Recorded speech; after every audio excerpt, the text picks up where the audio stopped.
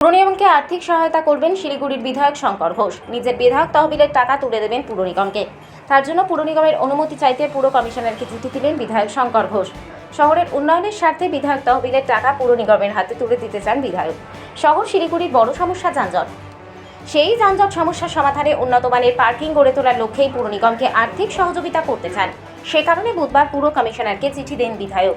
এই বিষয়ে পুর নিগমের তরফে অর্থাৎ মেয়রের উত্তর পেলেই বিধায়ক তহবিলের সমস্ত রাশি মেয়রের হাতে তুলে দেবেন তিনি।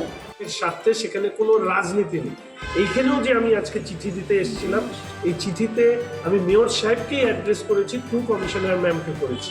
তার কারণ আমি মেয়র সাহেবের কাছে এই চিঠিটা তুলে দিয়ে আন্তরিকভাবে, যেহেতু আমরা কলেজ জীবন থেকে ওনাকে চিনি, আমাদের শহরের রাজনৈতিক নেতৃত্ব হিসাবে, ফলে মেয়র সাহেবের কাছে আমি আবেদন করতে চেয়েছিলাম। যাই হোক, আমি কোনো খেদ বা দুঃখ প্রকাশ করছি না যে ওনার সাথে দেখা করার মতন যোগ্যতা বা সৌভাগ্য আমার অর্জন হয়নি এখন পর্যন্ত। কিন্তু আমি এটুকু আশা করব যে মেয়র সাহেব নিশ্চিতভাবে যাই করুন না কেন, যদি করেন তাহলে আমি খুব খুশি হব, যদি না করেন সেটা আমাকে জানিয়ে দিলে আমি পরবর্তীকালে এবারের বিধানসভার অধিবেশনে আমি বিষয়টি রাখবো।